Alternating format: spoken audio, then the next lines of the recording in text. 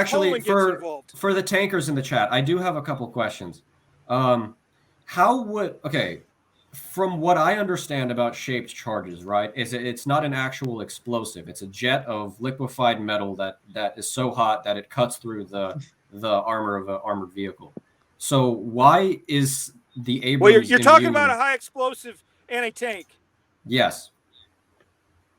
Not a Sabot. So, not a Sabot. No. Sabot is depleted. Sabot is either depleted uranium Sabot or is that dart-looking thing. A Sabot is like a dart where the sides fall off and it flies off at very high velocity. I'm talking specifically about heat rounds, right? High explosive anti-tank. Yes. That's not the round. That's not the best round to kill a tank. But go ahead. Okay. Well, then why is it not? That's why I'm asking. I'm curious. Why is it not? Vaughn, you're muted. Vaughn, you're muted. The heat round, that's more effective against like BMPs and lighter vehicles, just because it's able to penetrate that armor better and do more damage as far as igniting the ammunition. You know, you can get a kill on a tank from a side shot. You know, the reactive armor would help defeat the heat round. But, you know, generally an M1 is going to go Sabot on a main battle tank because that's a guaranteed kill pretty much. Well, no, this is what I'm talking about. What makes the Abrams so many times more advanced better is my question. Yeah. Is it immune to heat and Sabot? Well, we have heat Sabot. There's an impact round. There might, and I think there's another round now. There's a new multi-purpose round. But like generally, like in a tank warfare, you would load up with heat and Sabot. You know, maybe some impact rounds to shoot down a hind, but you know, generally you're going to go heat rounds and Sabot. Okay, that's what the American armament would be. But how is it that the Russians have no counter to the Abrams? Do they not have anti-tank, man-portable weapons? Yeah, they have. Their weapons systems would work against the Abrams depending on, you know, the shots they're getting on the Abrams. I mean, because a lot of the armor on the Abrams is designed to defeat heat rounds, which most of your ATGM, which is your anti-tank guided missiles, are heat rounds.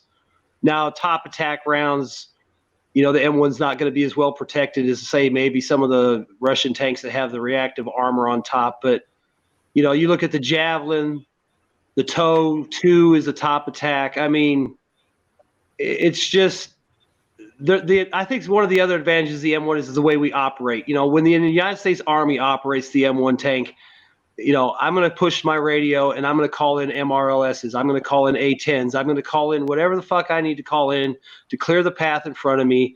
And I'm also going to kill every fucking thing I can in front of me. But it's a combined arms thing. And I think that's one problem. Those M1s would be great for Ukraine, but Ukraine is not going to be able to provide the kind of combined arms support that would make that platform operate peak efficiency. That sounds exactly like what I was thinking. So that's the problem. They're not going to have wild card there, actually. I mean, the thing is where in Ukraine are you going to get M1s and T90s matching off at 2 to 3 kilometers? That doesn't. There might be an exception to the rule here that might prove the rule indeed, and that might be in the Kharkiv region, because as far as I got it there actually did have some pretty good organizational moves that were very akin to NATO doctrine, and they seem to have like a combined arms effect and sufficient number. They seem to have that one like onto a T. Right, they seem to do that like whenever they broke through, they took advantage of momentum, and then if they saw new momentum, they could still they stretched their logistics far away. But they used they were in an overwhelming position. That's true, but they seem to be able to do that quite well. But maybe that army may not exist anymore. I'm not sure how you guys would assess that part. But as far as I can see, it seems to be because if you also think about the Russian lines, right?